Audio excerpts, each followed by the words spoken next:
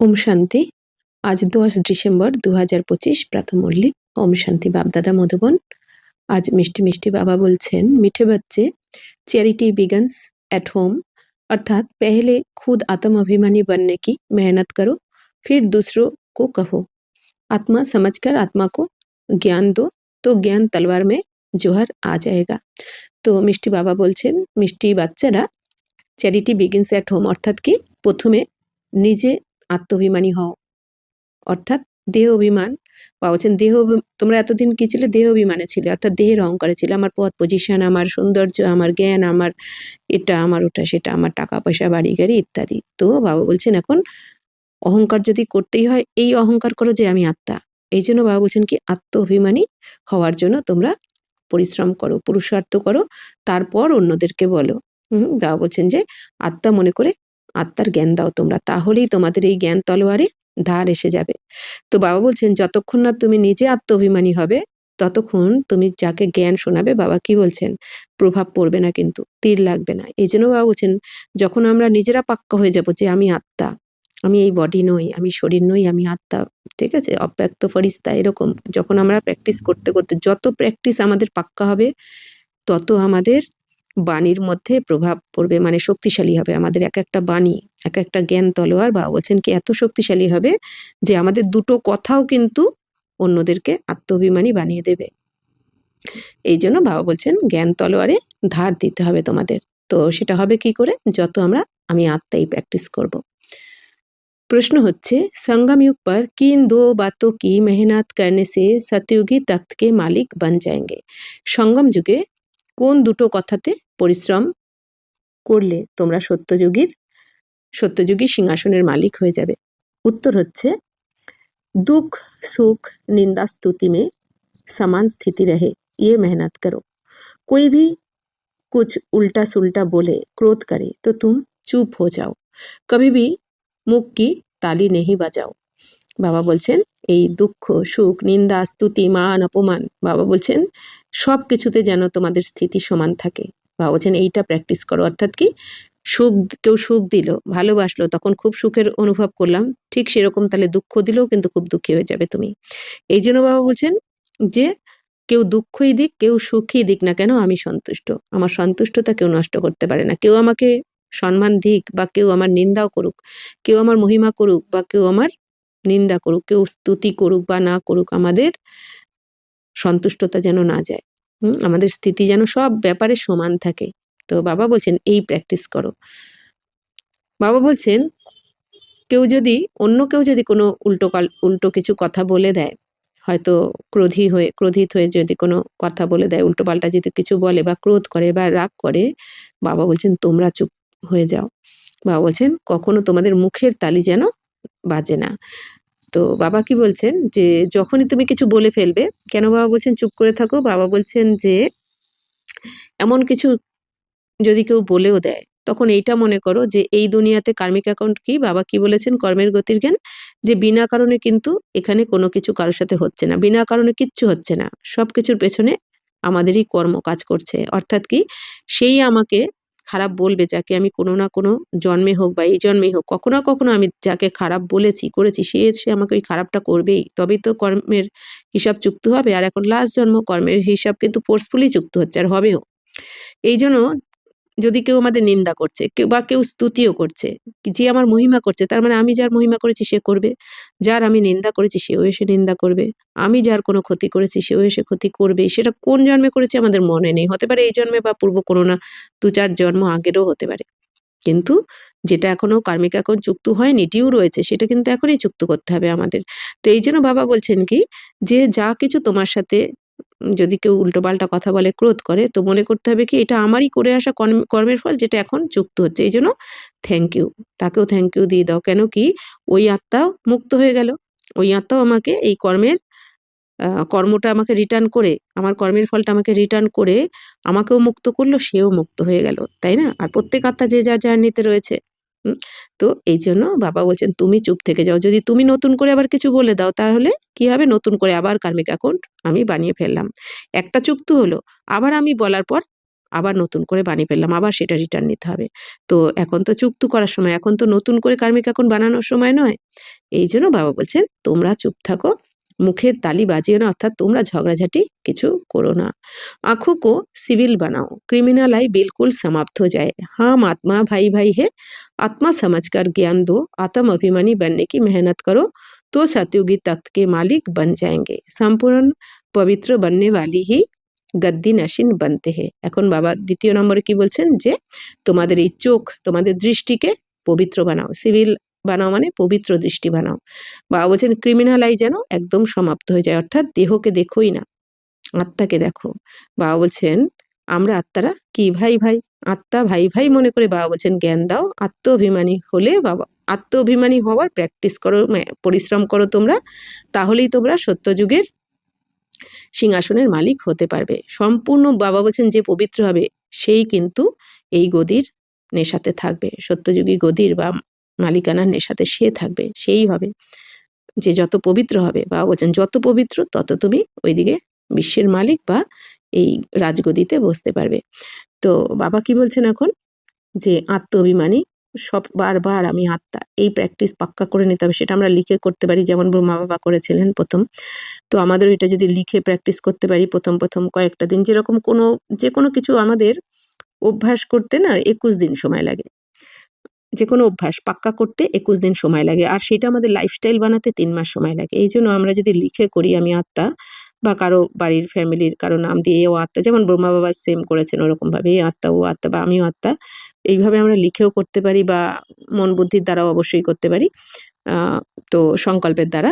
তো মোট কথা বাবা বলছেন আমি আত্মা, এটা প্র্যাকটিস করো। আর দৃষ্টি বাবা বলেছেন কি পবিত্র রাখতে, কারণ আমাদের দৃষ্টি যদি দেহধারীকে, আমরা যদি দেহকে দেখি অনেক সময় কি হয়, দেহকে দেখার ফলে কোনো দেহধারী আমাদের সাথে যা খারাপ করেছে তাদের মুখটাই আমাদের, যখনই মুখটা দেখি কি হয়, এ আমার সাথে এই খারাপটা করেছিল, তখনই আমাদের গায়ে একটা কি জ্বালা ধরে, দুঃখী হয়ে যায় বা মন খারাপ হয়ে যায় বা রাগ হয় আমাদের মধ্যে। যদি ওই মুখ দেখি অর্থাৎ কি দেহটাকে দেখি, তখন ওই খারাপটা মনে পড়ে যায়। এই জন্য বাবা বলছেন কি যদি আত্মা দেখি তাহলে কি মনে হবে, এই আত্মার পার্ট ছিল এটা, তখন কিন্তু আপনি আপ আমাদের একটা ক্ষমার দৃষ্টি হয়, দয়ার দৃষ্টি হয় আত্মা দেখলে।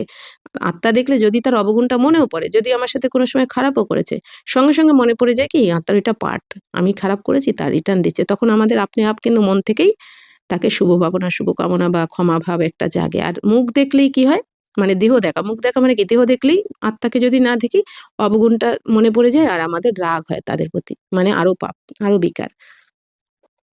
তো যেরকম একটা উদাহরণ, এই যে বাবা বলছেন তোমরা এতদিন 2500 বছর দেহ অভিমানে ছিলে, তাই না, এই জন্য পাপের পর পাপ হয়েছে। এখন বাবা লাস্ট জন্মে আমাদের বারবার বলছেন কি বাচ্চারা তোমরা আত্ম অভিমানী হও। যেরকম এক ব্যক্তি, যেটা আমাদের সাথে হয়েছে আর কি, তার উদাহরণ দিয়ে বলছি। এক ব্যক্তি এখন জঙ্গলের দিকে যাচ্ছিল, তো যেতে যেতে একজন সাধুকে দেখে সে কি করেছে, ওই সাধুর কাছে বসে তার সাথে একটু কথাবার্তা বলছে, আশীর্বাদ নিচ্ছে। তো করতে করতে তো ওই ব্যক্তি থুতু ফেলতে গিয়ে সাধুর গায়ে পড়ে গেছে কোনো রকমে, আর সাধু রেগে গিয়ে তাকে অভিশাপ দিয়ে দিয়েছে যে 6 মাসের মধ্যে তুমি শূকর হয়ে যাবে। তখন ওই ব্যক্তি তো কান্নাকাটি শুরু করেছে, পায়ে ধরতে শুরু করেছে যে গুরুজি আমি ইচ্ছা করে করিনি, হয়ে গেছে, আপনি ক্ষমা করুন আমাকে। তো সাধু বলছে যে না, অভিশাপ যেটা দিচ্ছি সেটা তো তোমাকে রিটার্ন নিতেই হবে। এতটাই রেগে গিয়ে সাধু অভিশাপ দিয়েছে। তখন ওই ব্যক্তি বাড়িতে চলে আসলো, এসে ওনার বউ বাচ্চার কাছে এই ঘটনাটা সব বলল, বলাতে উনি খুব দুঃখী, বলছে আমি আর এখানে থাকবোই না। যে আর জানে সাধু ওরকম অভিশাপ দিয়েছে মানে তো ফলবেই। তখন উনি কি করলো, ছেলেকে বলল আমি এখন জঙ্গলে চলে যাবো, আমি এই বাড়িটা এইখানেই আর থাকবো না, আমি জঙ্গলে চলে যাচ্ছি, তুমি 6 মাস পর, কারণ 6 মাসের মধ্যে তো আমি এরম হয়ে যাব বলেছেন উনি, তো 6 মাস পর তুমি যখন যাবে গিয়ে আমাকে তুমি মেরে ফেলো, কারণ কি আমি এই নিকৃষ্ট মানের জীবনযাপন আমি করতে পারবো না। এই শূকর হয়ে নিকৃষ্ট মানের জীবনযাপন আমি করতে চাই না। তাই না, শূকরদের যেমন হয় নোংরা খাওয়া, নোংরা জায়গায় থাকা, তো এইটা ওই জন্য উনি বলেছে। এরপর বেশ 6 মাস পর ওনার ছেলে যথারীতি এরকম ধনুক ফনুক নিয়ে গেছে, যে বাবার কথা আমি রাখবো। ছেলেও চায় না আমার বাবা ওই ধরনের জীবনযাপন করুক। তখন ছেলে 6 মাস পর গিয়ে পিতাজি, পিতাজি করে ডাকছে, জঙ্গলে খুঁজে বেড়াচ্ছে, পাচ্ছে না। দেখছে অন্যান্য অনেক শূকর ছিল, কিন্তু চিনতে পারল না বা জানতে পারল না যে কোনটা আমার পিতাজি। তো এরম খুঁজতে, খুঁজতে প্রায় 2 বছর হয়ে গেছে যখন, তখন হঠাৎ করে একটা দেখছে যে জঙ্গলের মধ্যে একটা কি জল করছে। তখন কাছে যেতেই তো পিতাজি পিতাজি করে যেই ডাকছে তখন ও বলছে, এটা যদিও কাল্পনিক গল্প আর কি। তো ওই শূকরটা বলছে যে হ্যাঁ আমি তোমার পিতাজি। তো বলছে যে এরকম আপনি তো বলেছিলেন উম, যে 6 মাস পর এসে আপনাকে এরকম মেরে ফেলতে, তো আমার তো 2 বছর হয়ে গেল খুঁজেই পাইনি। তখন ও কি বলছে, বলছে দেখো যখন বলেছিলাম ঠিকই, কিন্তু এখন আমি মরতে চাই না, কারণ এখানে আমার এখন ফ্যামিলি হয়ে গেছে, এরাই আমার প্রিয়, এদের ছেড়ে আমি বাঁচতে পারবো না, তাই না? এখন আমি মরতে চাই না, তুমি ফিরে যাও। অর্থাৎ কি, মানে ওই যে ওদের সাথে থাকতে থাকতে প্রিয় লেগেছে। তো আমাদেরও, আমরা কি ছিলাম সত্যতে, তাতে কত পবিত্র ছিলাম, দেবী দেবতা ছিলাম, কি ছিল না আমাদের। হ্যাঁ, আর দাপট থেকে আমরা ভিখারি জীবনযাপন করতে করতে, অপবিত্রতার জীবনযাপন করতে করতে আমাদের এখন এইটাই প্রিয় লাগতে শুরু করেছে, তাই না? এখন সহজে আর এটা ছাড়তে পারছে না কেউ, বা চাইছে না বা পারছে না। এই জন্য বারবার বাবা কি বলছেন, যে বাচ্চারা এটা তোমাদের আসল স্বরূপ নয়, তোমাদের আসল স্বরূপ তুমি পবিত্র, তুমি আত্মা, তুমি। এই জন্য বারবার বাবা বলছেন আত্মাভিমানী হও, তোমাদের দৃষ্টিকে সিভিল বানাও, পবিত্র বানাও, তোমরা দেহ অভিমানে এসো না, তোমরা দেহ দেখো না। ঠিক আছে? তো বারবার এটা আমাদের বাবা বলছেন, যে তাহলে সম্পূর্ণ পবিত্র যখন হবে তখনই তোমার সেই গদি, যে রাজগদি তুমি হারিয়ে এসছো, সেটা আবার ফিরে পাবে। अच्छा ओम शांति। रूहानी बाप रूहानी बच्चों से बात करते हैं। तुम आत्माओं को ये तीसरा नेत्र मिला है, जिसको ज्ञान का नेत्र भी कहा जाता है। তো রুহানি বাবা অর্থাৎ আমাদের আত্মার পিতা আমাদের আত্মারূপী বাচ্চাদের সাথেই কথা বলেন। তো তুম আত্মাও কো ইয়ে তিসরা নেত্র, বাবা বলছেন তোমরা আত্মারাই এই তৃতীয় নেত্র পেয়েছো। কোন তৃতীয় নেত্র? এই জ্ঞান চক্ষু, জ্ঞানের তৃতীয় নেত্র পেয়েছো।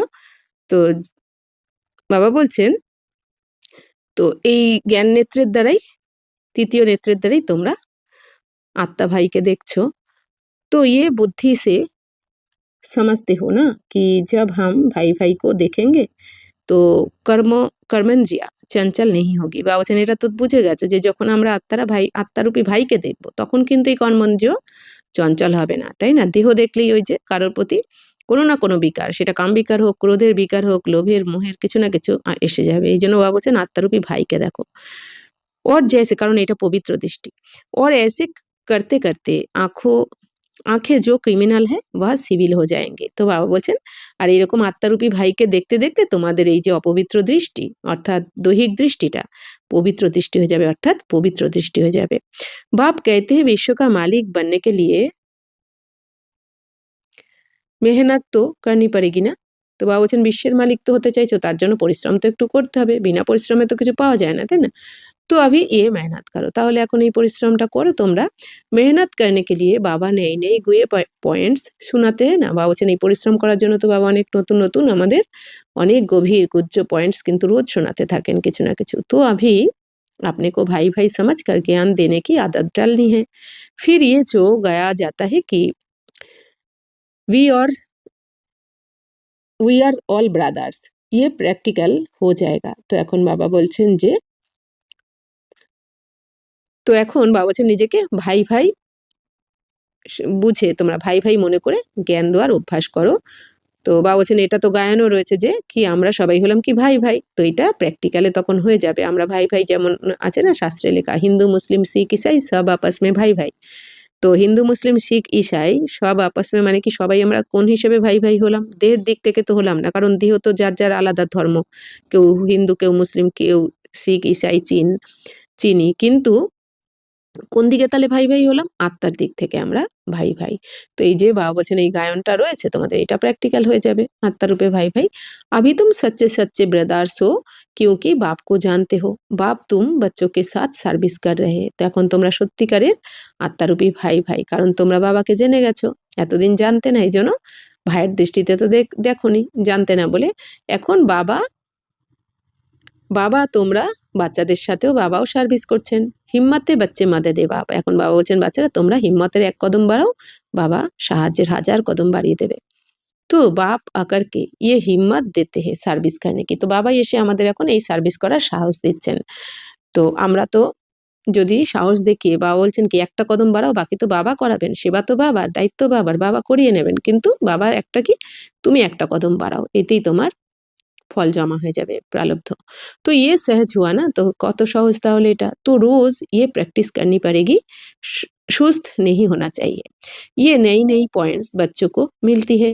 बच्चे जानते हैं कि हम भाइयों को बाबा पढ़ा रहे हैं। तो बाबा बोलছেন কি এটা রোজ প্র্যাকটিস করতে হবে তোমাদের, যে আমরা আত্মারা ভাই ভাই। তো তোমাদের বাবা বলছেন আলিশি আসলে চলবে না। বাবা বলছেন ২৫০০ বছর ঘুমিয়ে কাটিয়েছো, এবার তোমাদের একটু সার্ভিস অবশ্যই করতে হবে, না হলে ভাগ্য তৈরি হবে কি করে। বাবা বলছেন এরকম নতুন নতুন পয়েন্টস তো বাচ্চারা পেয়েই থাকে বাবার থেকে। তো বাচ্চারা জানে যে আমরা ভাইদের এখন কে পড়াচ্ছেন, স্বয়ং ভগবান, যাকে নাকি পুরো দুনিয়া খুঁজছে। तो সেই বাবা আমাদের পড়াচ্ছেন, পড়িয়ে উঁচু পদ দিচ্ছেন, প্রাপ্ত করাচ্ছেন।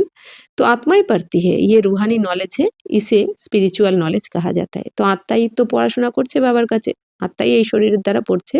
তো এটাকে কি বলা হয়? আধ্যাত্মিক জ্ঞান। তো এটাই হচ্ছে স্পিরিচুয়াল নলেজ। একে বলা হয় স্পিরিচুয়াল নলেজ। মানে কি, এই দুনিয়াতে বাবা কি বলেন, এই দুনিয়াতে যে সৎসঙ্গ হয় ওখানে কিন্তু আধ্যাত্মিক জ্ঞান দেওয়া হয় না। আধ্যাত্মিক জ্ঞান মানে কি? অধ্যায় যুক্ত আত্মিক, মানে অধ্যায় মানে পড়াশোনা, তাহলে আত্মিক মানে অর্থাৎ আত্মার জ্ঞান বা আত্মার সম্বন্ধে পাঠ পড়াশোনা। কিন্তু এই দুনিয়ার সৎসঙ্গে তো কোনো আত্মার পরমাত্মার জ্ঞান শোনানো হয় না, না সৃষ্টিচক্রের জ্ঞান শোনানো হয়, তাই না? ওখানে তো কথা শোনানো হয়। তো বাবা বলছেন কি, এই জন্য এটাকেই বলা হয় স্পিরিচুয়াল নলেজ, অর্থাৎ স্পিরিট থেকে স্পিরিচুয়াল। স্পিরিট মানে কি? আত্মা। তো স্পিরিচুয়াল নলেজ মানে আত্মার জ্ঞান বা আধ্যাত্মিক জ্ঞান। तो सिर्फ इस समय रूहानी नॉलेज रूहानी बाप से मिलती है, क्योंकि बाप आते ही है संगम युग पर, जबकि सृष्टि बदलती है। বাবা বলছেন যে শুধুমাত্র এই সময়টাই কিন্তু তোমরা আধ্যাত্মিক জ্ঞান পাও, পুরো ৫০০০ বছরের মধ্যে। এই সময় তোমাদের আত্মার পিতা আসেন, এসে তোমাদের এই আত্মার পরমাত্মার জ্ঞান শোনান। কারণ বাবা আসেনি এই সঙ্গম যুগে, যখন সৃষ্টি পরিবর্তনের সময় আসে। ये रूहानी नॉलेज मिलती भी तब है जब सृष्टि बदलने वाली है। बाप अगर यही तो रूहानी नॉलेज देते हैं कि আপনি को आत्मा समझो। এখন বাবা এসে, আমাদের আত্মার পিতা পরমাত্মা এসে আমাদের এই আত্মার জ্ঞান দেন যে বাচ্চারা নিজেকে তোমরা এখন আত্মা ভাবো, এখন ঘরে ফেরার সময়, এখন মহা পরিবর্তনের সময়, তো নিজেকে পরিবর্তন করে নাও তোমরাও। आत्मा नंगी आई थी, अर्थात अशरीरी आई थी, या फिर शरीर धारण करती है। শুরু সে अब तक आत्मा ने 84 जन्म लिए हैं। বাবা বলছেন আত্মা অশরীরী এসেছিল, নঙ্গি অর্থাৎ অশরীরী এসেছিল। তো এখানে এসে আত্মা শরীর ধারণ করেছে, শরীর ধারণ করে আমরা এখানে পার্ট প্লে করেছি। তো বাবা বলছেন শুরু থেকে এখন অবধি তোমরা 84টা শরীর নিয়েছো। তো 84 जन्म में 84टा शरीर पेয়েছি पार्ट प्ले करार জন্য আত্মারা। तो परंतु नंबर बार जो जैसे आए होंगे वह वैसे ही ज्ञान योग की मेहनत करेंगे। तो বাবা বলছেন এখন নাম্বার অনুযায়ী তোমরা যে যেরকম এসেছো সত্যযুগ থেকে এই দুনিয়াতে এসে যে যেরকম পার্ট প্লে করেছো সেই অনুযায়ী কিন্তু এখন জ্ঞান যোগেরও পরিশ্রম তোমরা করতে থাকবে, সেই অনুযায়ী তোমরা এখানে আবার আসবে। फिर देखने में भी आता है कि जैसे जिसने कल पहले जो पुरुषार्थ किया, मेहनत किया, वह अभी भी ऐसे ही मेहनत करते रहते हैं। এখন বাবা বলছেন যে পূর্বকল্পে তোমরা যে যেরকম পুরুষার্থ করেছিলে, তো সেই রকমই বাবা বলছেন এই কল্পেও কিন্তু তোমরা সেই রকমই পুরুষার্থ করবে বা পরিশ্রম করবে। কারণ হুবহু রিপিট হচ্ছে যেহেতু ড্রামা। अपने लिए मेहनत करती है, दूसरे कोई के लिए तो नहीं करनी होती है। বাবা বলছেন যে এখন তোমরা নিজের জন্য নিজেরা পুরুষার্থ করছো। কারণ এই পুরুষার্থ কি, বাবা বলছেন যে একজন করলে আরেকজন ফল পাবে তা কিন্তু নয়। যে করবে সে পাবে, যেমন করবে তেমন পাবে, যতটা করবে ততটা পাবে। এই জন্য বাবা বলছেন এখন তো তোমরা নিজেরাই নিজেদের জন্য পুরুষার্থ করছো। তো আপনি को ही आत्मा समझ करके अपने साथ मेहनत करनी है। তো এখন নিজেকে আত্মা মনে করে তোমাদের পরিশ্রম করতে হবে। दूसरा क्या करता है, उसमें हमारा किया जाता है। चैरिटी बिगिंस एट होम, माना पहले पहले खुद मेहनत करनी है, पीछे दूसरों को कहना है। তো বাবা বলছেন যে এখানে অন্যরা কে কি করছে, বাবা বলছেন তাতে আমাদের কি, কারণ কি যার যার পার্ট সে প্লে করছে, আমাদের কারো পার্টে ইন্টারফেয়ার করার দরকার নেই। তো আমরা এই সংকল্পটা, এটাও একটা আমাদের সমান যদি প্র্যাকটিস করি যে আমি আত্মা, আমি আমার পার্ট বাবার শ্রীমত অনুযায়ী পার্ট প্লে করব, বাবার শ্রীমতে চলবো, আমি আমার শ্রেষ্ঠ ভাগ্য বানাবো। আমি আমার স্বসেবার দ্বারা বিশ্ব সেবাও করব। কিন্তু এই দুনিয়াতে কে কি করলো, কে কি, বাবা বলছেন এখন ওটা তুমি দেখতে চাও না, কারণ যার যার পার্ট সে ঠিক প্লে করবে। কারণ ড্রামা হুবহু রিপিট, প্রত্যেক কল্পে যা হয় তো সেটাই হচ্ছে আর সেটাই হতেও থাকবে। এই জন্য বাবা বলছেন কি প্রথমে তুমি নিজে প্র্যাকটিস করো, তুমি নিজে পরিশ্রম করো, তুমি নিজে আত্মা মনে করার চেষ্টা করো, নিজেকে আত্মিক স্থিতিতে পাक्का निश्चय করো আমি আত্মা। তারপর অন্যদেরকে বলো তুমি। तो जब तुम अपने को आत्मा समझ करके आत्मा को ज्ञान देंगे तो तुम्हारी ज्ञान तलवार में जोहर रहेगा। ভাবছেন যখন তুমি নিজে আত্মা মনে করে অন্যদেরকে জ্ঞান শোনাবে তখন তোমাদের এই জ্ঞান তলোয়ারে ধার আসবে। তো জ্ঞান তলোয়ারে ধার না আসলে বাবা বলছেন তুমি কাউকে জ্ঞান শোনালে তার কিন্তু প্রভাব পড়বে না, পরিবর্তন সহজে আসবে না। আর তুমি যদি যত আত্মা পাক্কা নিশ্চয় করবে তত তোমার দৃষ্টি বৃত্তি কৃত্তি সবকিছু একদম পবিত্র হবে। আর বাবা বলছেন যে তোমার এক একটা বাণী অন্যদের প্রভাব ফেলবে, তারাও নিজেদের আত্মা নিশ্চয় করতে পারবে। मेहनत तो है ना, तो বাবা বলছেন পরিশ্রম তো একটু করতে হবে।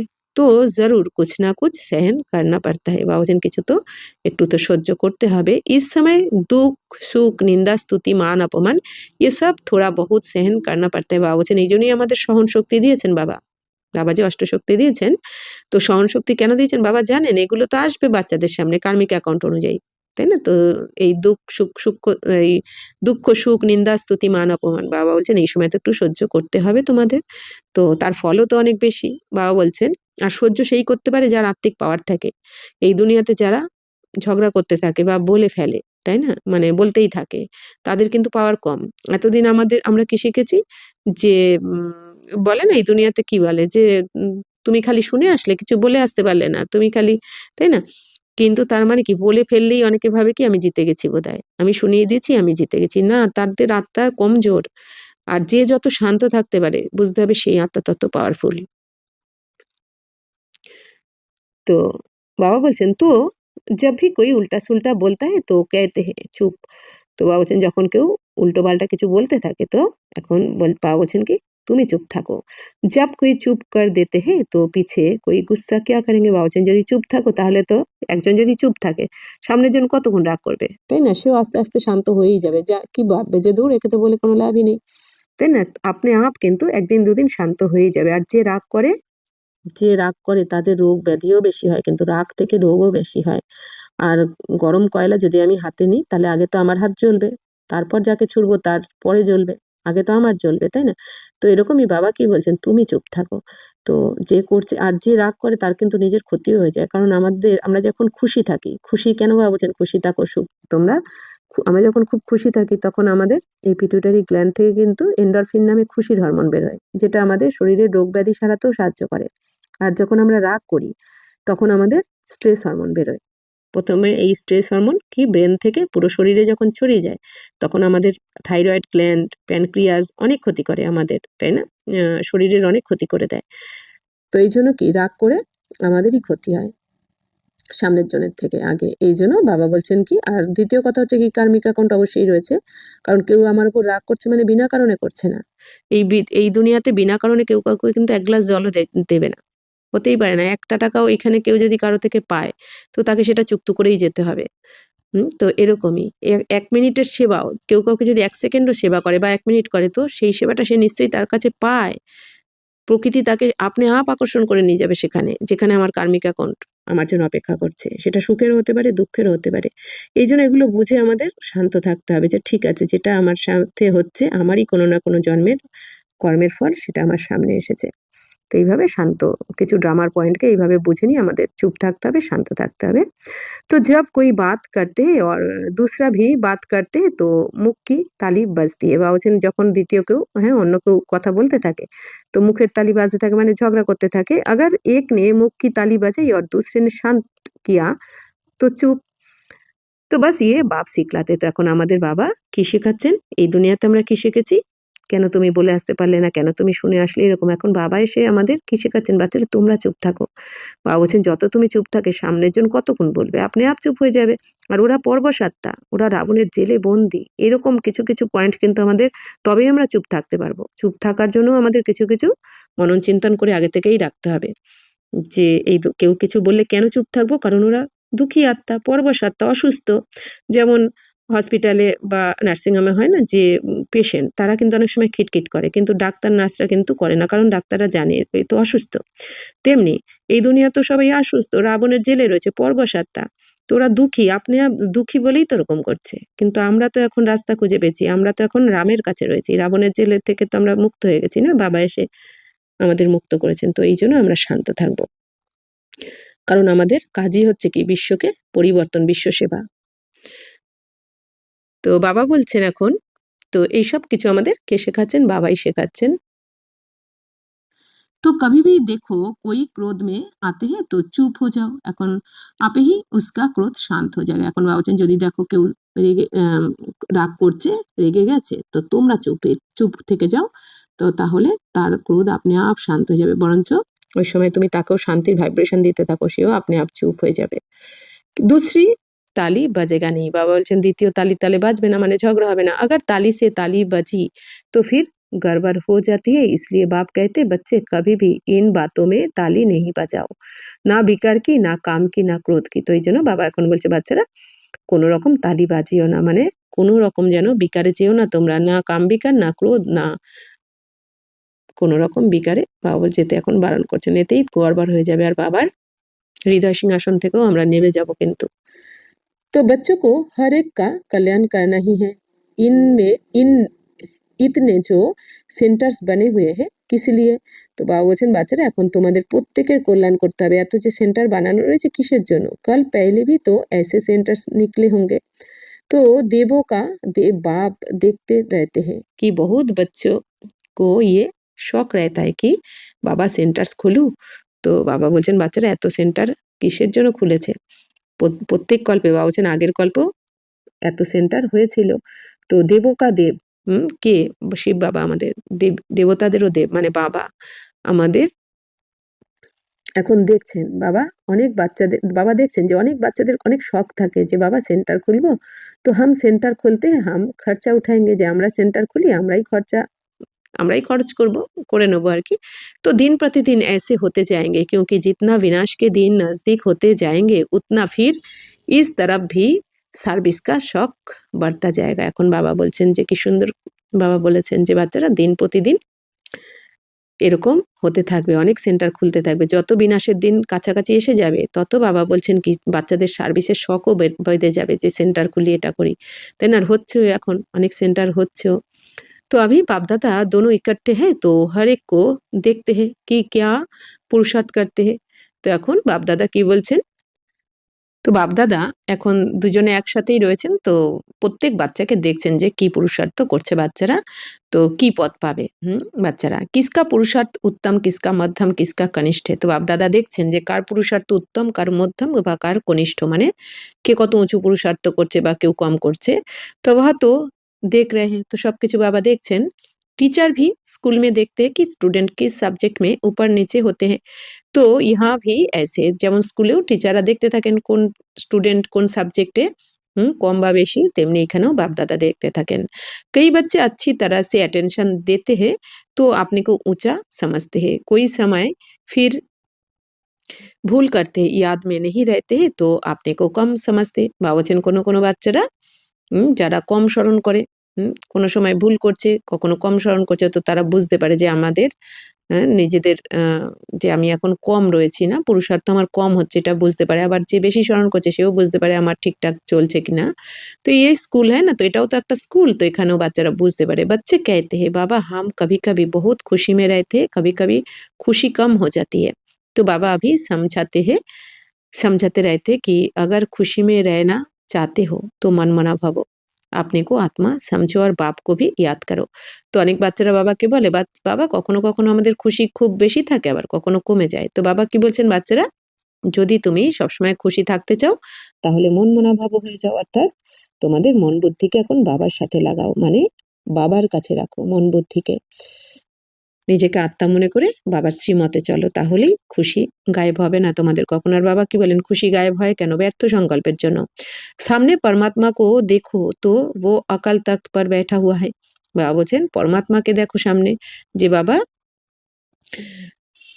অকাল সিংহাসনে বাবা বলছেন বসে রয়েছেন। তো ऐसे भाइयों की तरफ भी देखो, अपने को आत्मा समझ करके फिर भाइयों से बात करो। বাবা বলছেন নিজেকে আত্মা মনে করে আত্মারূপী ভাইদের সাথে কথা বলো। भाई को हम ज्ञान देते हैं, बहन नहीं, भाई भाई। বাবা বলছেন এখন ভাই বোনও ভাববে না, কারণ ভাই বোনের দৃষ্টি অনেক সময় বাবা বলছেন বিকারী হয়ে যায়, এই জন্য আত্মারূপী ভাই দেখে সবসময় জ্ঞান শোনাও।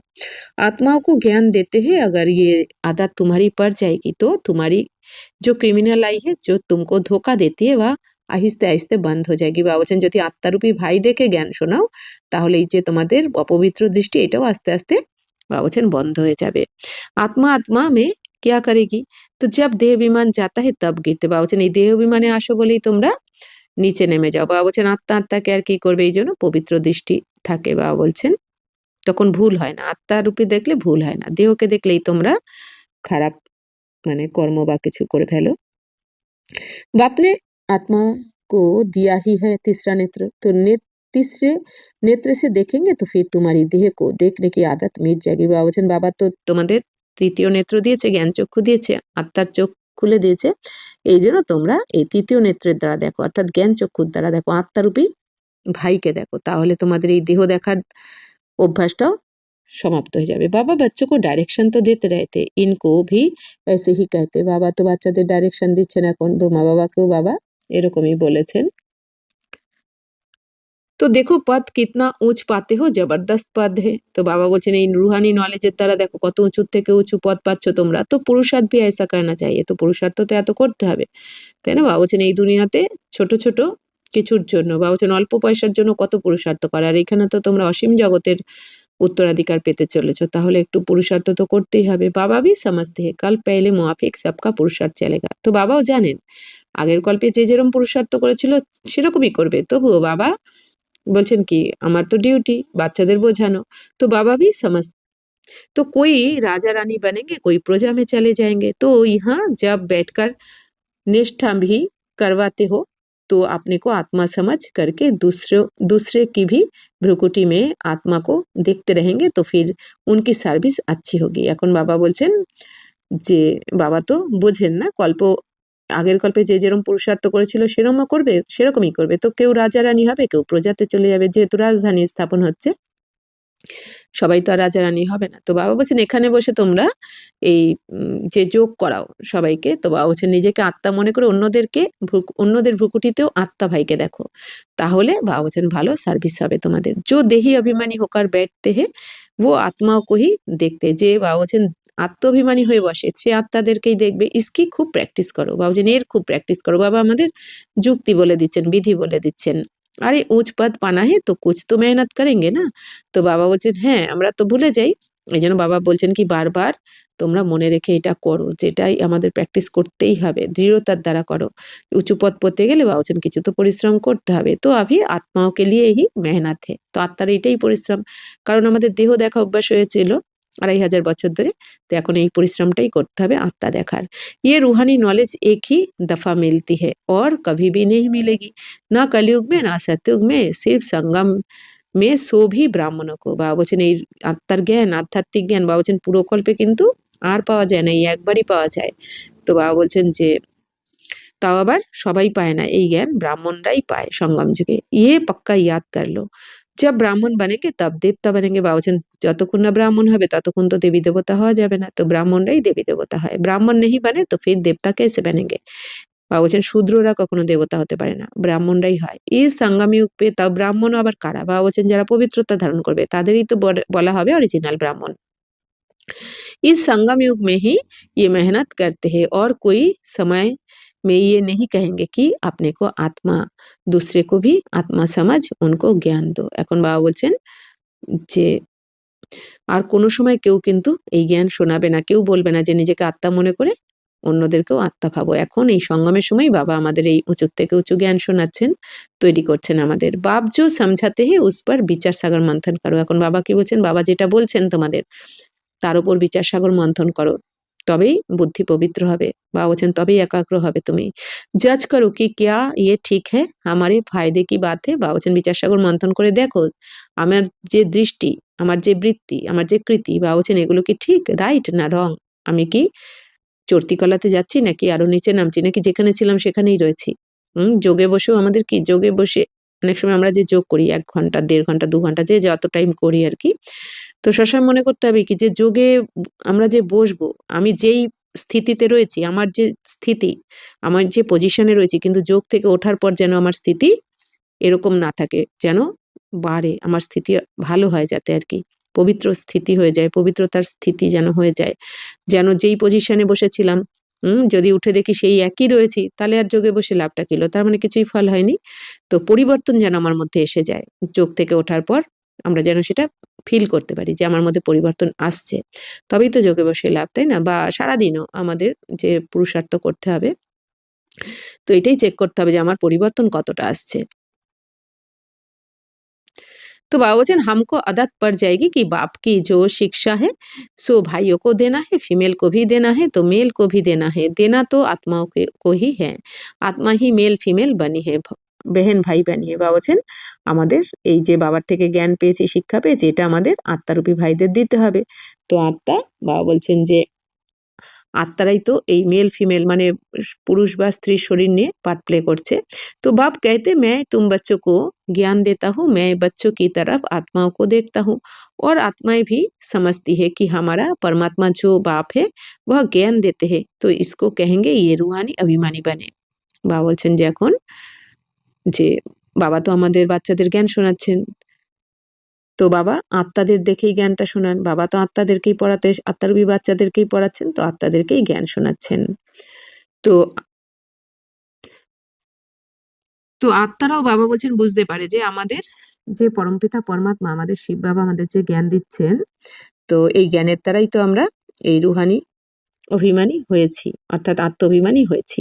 इसको ही कहा जाता है स्पिरिचुअल ज्ञान की लेन-देन। তো এটাকেই বলা হয় आध्यात्मिक ज्ञानेर लेन-देन। आत्मा की परमात्मा के साथ, आत्मार साथे परमात्मार ज्ञानेर लेन-देन। तो ये बाप शिक्षा देते हैं कि जब भी कोई ভিজিটার আদি আতে हैं तो भी अपने को आत्मा समझ आत्मा को बाप का परिचय देना। বাবা বলছেন যখন কোনো ভিজিটার আসবে নিজেকে আত্মা মনে করে আত্মার পিতার, আত্মারূপী পিতা বাবা বলছেন তোমাদের আত্মার পিতার পরিচয় দাও। आत्मा में ज्ञान है, शरीर में नहीं है। বাবা বলছেন আত্মার মধ্যেই জ্ঞান থাকে, শরীরে নয়। তো उनको भी आत्मा समझ करके ही ज्ञान देना। এইজন্য বাবা বলছেন সামনের জনকে আত্মা মনে করেই জ্ঞানটা শোনাও তোমরা। इससे उनको भी अच्छा लगेगा जैसे कि ये जोहर है तुम्हारे मुख में। বাবা বলছেন যদি আত্মা মনে করে আত্মা ভাইকে জ্ঞান শোনাও তাহলে তোমাদের মুখে এই বাণীর জোহার এসে যাবে, জ্ঞানের ধার এসে যাবে। তখন সামনের জনেরও ভালো লাগবে, तीर লাগবে। इस ज्ञान की तलवार में जोहर भर जाएगा क्योंकि দেহি অভিমানী হতে হো না। বা বলছেন যত তুমি আত্ম অভিমানী হয়ে জ্ঞান শোনাবে তত তোমার এক একটা কথার মধ্যে পাওয়ার এসে যাবে, শক্তি এসে যাবে। আর সামনের জন্য বা বলছেন তীর লাগবে, তাদের মধ্যেও পরিবর্তন আসবে। তো ये भी প্র্যাকটিস करके देखो। তো বাবা যখন বলছেন হ্যাঁ ভগবানুবাদ, বাবা বলছেন কি এটা প্র্যাকটিস করে দেখো এখন তোমরা।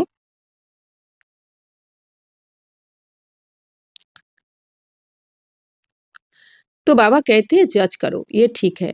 तो और बच्चों के लिए भी ये कोई नई बात नहीं है क्योंकि बाप समझाते हैं सहज करके। বাবা বলছেন এটা তো বাচ্চাদের জন্য কঠিন কিছু নয়, বাবা তো সহজ করেই বোঝান।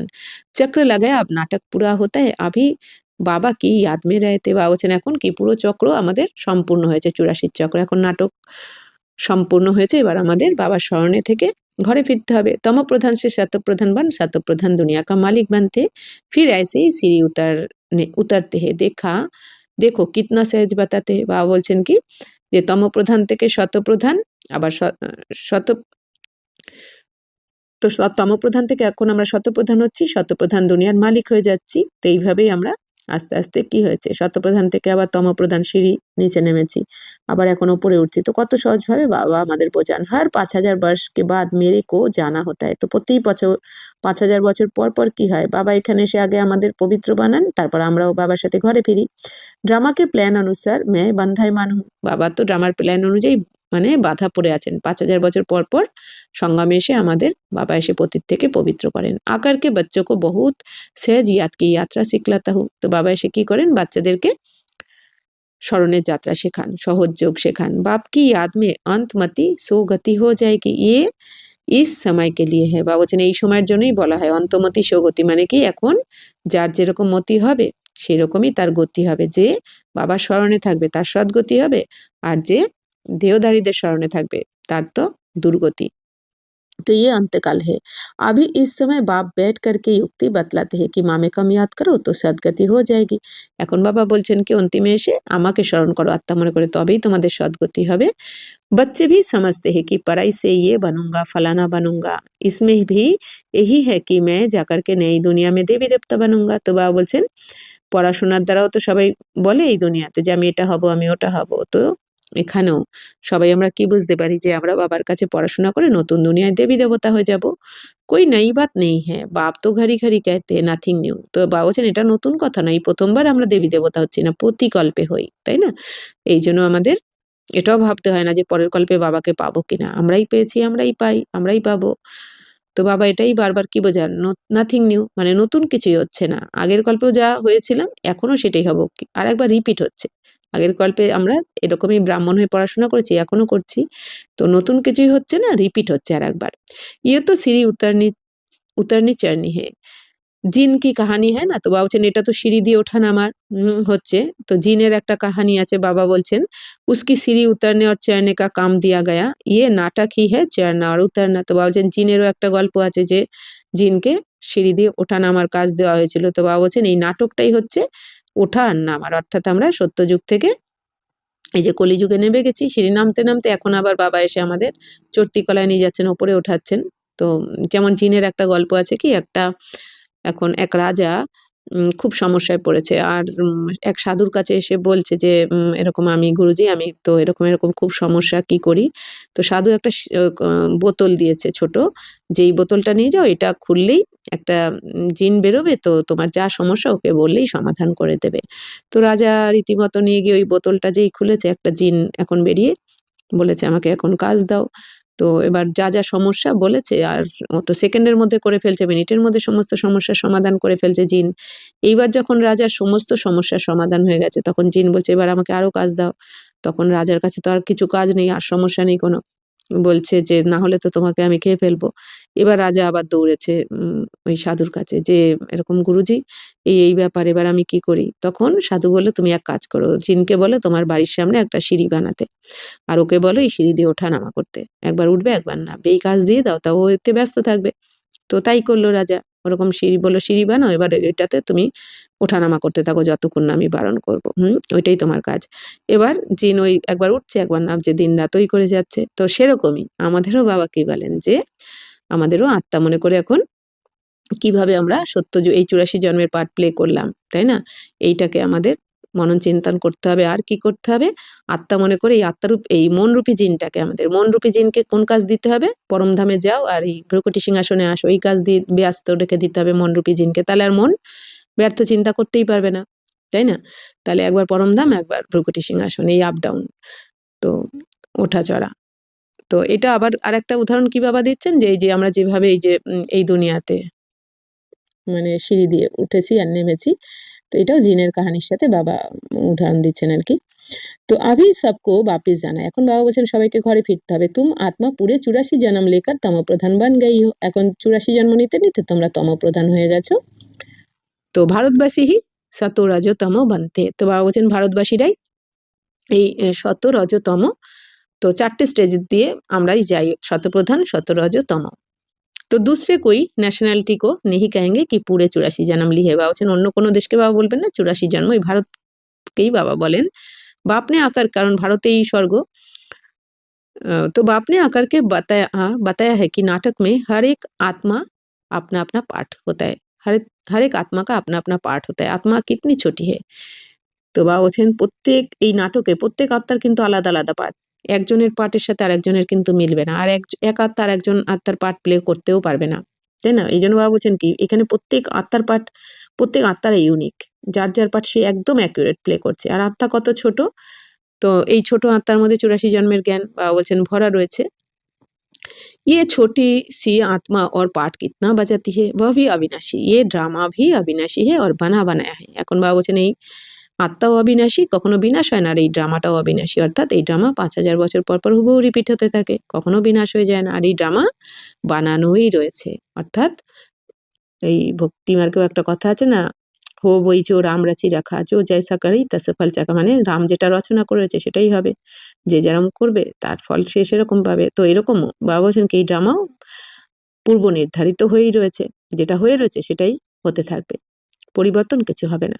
ऐसे नहीं कोई कहेंगे कि कब बना, नहीं, বাবা বলছেন এটা কেউ জিজ্ঞেস করতে পারবে না এই ড্রামা কবে বানানো হয়েছে। বাবা বলছেন না, বলছেন ইয়ে কুদরত है, মানে এটাই প্রকৃতির নিয়ম, এই ড্রামা বানানোই রয়েছে, কবে বানানো রয়েছে এটাও বলা যাবে না, আর কবে শেষ হবে এটাও বলা যাবে না, চলতেই থাকবে। ये ज्ञान बड़ा वंडरफुल है, कभी कोई ये ज्ञान बता ही नहीं सकते हैं, ऐसे कोई की ताकत नहीं है जो ये ज्ञान बताए। বাবা বলছেন এই জ্ঞানটা এতটাই ওয়ান্ডারফুল, একে কেউ বাবা বলছেন এই জ্ঞানের ব্যাপারে কেউ বলতে পারে না, কারোর এত শক্তি নেই যে এই বলবে যেটা কবে শুরু হয়েছে বা কবে শেষ হয়েছে। तो अभी बच्चों को बाप दिन प्रतिदिन समझाते रहते हैं, अभी प्रैक्टिस करो कि हम आत्मा भाई আত্মাকে জ্ঞান দিতে। এখন বাবা বাচ্চাদের কি বলছেন, দিন প্রতিদিন কি বোঝাচ্ছেন, বাচ্চারা এই প্র্যাকটিস করো, আমরা আত্মা ভাইরা আত্মাকে জ্ঞান শোনাচ্ছি। तो हम जब राजस्थानी में होंगे तो बाकी सब शांति धाम में होंगे, पीछे जय जयकार होगी, यहाँ সুখী সুখ होगा, इसलिए बाप कहते पावन बनना है। বাবা বলছেন যখন আমরা রাজস্থানীতে থাকবো, রাজধানীতে থাকবো অর্থাৎ আমরা স্বর্গে, তো বাবা বলছেন তখন বাকি সবাই আত্মারা কোথায় থাকবে, শান্তি ধামে, কারণ সবাই তো আর রাজধানীতে যাবে না স্বর্গে। তো বাবা বলছেন এরপর যখন জয় জয়কার হবে তখন এখানে সুখী সুখ হবে, অর্থাৎ স্বর্গে সুখী সুখ থাকবে। এই জন্য বাবা বলছেন এখন পবিত্র হতে হবে তোমাদের, জিতনা জিতনা তুম পবিত্র বানতে হো উতনা কশিশ होती है, যত তোমরা পবিত্র হবে তত তোমাদের মধ্যে বাবা বলছেন আকর্ষণ বাড়বে, আত্মিক রুহানি আকর্ষণ বাড়বে। जब तुम बिल्कुल पवित्र हो जाते हो तो गद्दी नशीन हो जाते हो, তো বাবা বলছেন যে যত তোমরা পবিত্র হবে তত তোমরা ওই রাজগদির নেশাতে থাকবে, অর্থাৎ তোমরা রাজগদিরতে বসার যোগ্য হয়ে যাবে। তো এখন প্র্যাকটিস করতে হবে, এটা বাবা বলছেন। तो जब चिल्ड्रेन पूरा स्पिरिचुअल बन जाते हैं, एकदम प्योर बन जाते हैं, तो जाकर सतयुगी तख्त के मालिक बनते हैं। जो प्योर नहीं बनेंगे वो माला में भी नहीं आएंगे। এখন বাবা বলছেন যে বাচ্চারা সম্পূর্ণ স্পিরিচুয়াল হয়ে যাবে, তারা পবিত্র হয়ে যাবে, আর তারা সত্যযুগী সিংহাসনে মালিক হয়ে যাবে। আর যে পবিত্র হবে না তারা মালাতে আসতে পারবে না। মালা কাভি কই অর্থ হোগা না, বা বলছেন এই মালারও তো অর্থ আছে, যে মালা এই ভক্তি মার্গে জপ করতে থাকে। কেন? কারণ যারা পবিত্র হয় সেই পবিত্রতার জন্যই তো এই দেবতাদেরই তো দানা, মালার দানা মানে দেবতারা আমরা যারা হই। তো বাবা বলছেন তো পবিত্রতার জন্যই তো এই ভক্তি মার্গ সেই এত মালার মহিমা হবে, তো এই জন্য পবিত্র হতে হবে। তো মালা কা রাজ দুসরা কোই ভি নেহি জানতে, এই মালার রহস্য এই দুনিয়াতে কেউ জানে না, যেটা বাবা আমাদের জানিয়েছেন। মালা কো কিউ সিমারতে হে, মালা কেন জপ করতে থাকে এই দুনিয়া, क्योंकि बाप की बहुत ही मदद की है, तो क्यों नहीं सिमरे जाएंगे, কারণ বাবার অনেক সাহায্য করেন আমাদের এখন, তাই না, পতিত থেকে পবিত্র হওয়ার জন্য। তাহলে কেন এই মালা জপ করবে না এই দুনিয়া। তুম সিমরে ভি जाते हो, तुम्हारी पूजा भी होती है, বাবা বলছেন তোমাদের জপও করা হয়, পূজাও করা হয়, और तुम्हारे शरीर को भी पूजा जाता है, বাবা বলছেন তোমাদের এই যে মূর্তি রূপে শরীরেরও পূজা হয়, আবার তোমাদের শালিগ্রাম শিলারও পূজা হয়, ডবল পূজা হয়, বাবা বলেন না। और मेरी तो सिर्फ आत्मा को पूजा जाता है, বাবা বলছেন বাবার তো শুধু শিবলিঙ্গ, নিরাকার শিবলিঙ্গের পূজা করা হয়, আর বাবা বলছেন তোমাদের তো তোমাদের মূর্তি রূপেও পূজা হবে, আবার শালগ্রাম রূপেও পূজা হবে। দেখো তুম তো ডবল পূজে যাতে হো মেরে সে ভি জাস্তি, তো বাবা বলছেন তোমাদের তো ডবল পূজা হয়, আমার থেকেও বেশি, মানে অর্থাৎ বাবা আমাদের উঁচুর থেকে উঁচু, নিজের থেকেও উঁচু বানান। तुम जब देवता बनते हो तो देवताओं की भी पूजा करते हैं, इसलिए पूजा में भी तुम तीखे, यादगार में भी तुम तीखे, और बादशाही में भी तुम तीखे। তো এখন বাবা কি বলছেন, তো তোমরা পূজাতেও তোমরা তীক্ষ্ণ, আবার স্মরণেও তোমরা, তোমাদের স্মরণেও দেখো ভক্তি মার্গে তোমাদেরই স্মরণ করে বেশি, আর রাজত্বেও তোমরা তীক্ষ্ণ হয়ে যাও। তো দেখো তুমকো কিতনা উঁচা বানাতে হো, এখন বাবা বলছেন কি তোমাদের তাহলে আমি কত উঁচু বানিয়ে দিই এখন। তো বাবা একদম সির পর রাখ দেতে, এখন বাবা তোমাদের কি একদম মাথার মুকুট বানিয়ে রাখেন। আচ্ছা, मीठे मीठे सिकिला दे बच्चों प्रति माता पिता बाप दादा का याद प्यार और गुड मॉर्निंग। रूहानी बाप की रूहानी बच्चों को नमस्ते, हम रूहानी बच्चों की रूहानी बाप दादा को पदम गुना नमस्ते नमस्ते नमस्ते। थैंक यू बाबा, शुक्रिया। धारणा के लिए मुख्य सार, गायन और पूजन योग्य बनने के लिए स्पिरिचुअल बनना है, आत्मा को प्योर बनाना है, आत्म अभिमानी बनने की मेहनत करनी है। এখন বাবা বলছেন গায়নযোগ্য আর পূজনযোগ্য হওয়ার জন্য তোমাদের স্পিরিচুয়াল হতে হবে, আত্মাকে পবিত্র বানাতে হবে, আত্ম অভিমানী হওয়ার परिश्रम করতে হবে।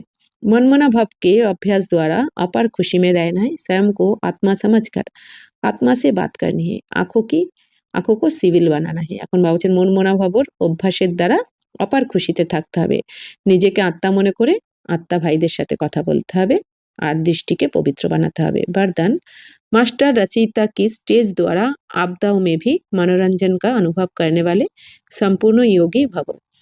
मास्टर रचयिता की स्टेज पर स्थित रहने से बड़े से बड़ी आपदा एक मनोरंजन का दृश्य अनुभव होगी। বাবা বলছেন যদি মাস্টার বাবা রচয়িতা আর তার সন্তান আমরা মাস্টার রচয়িতা।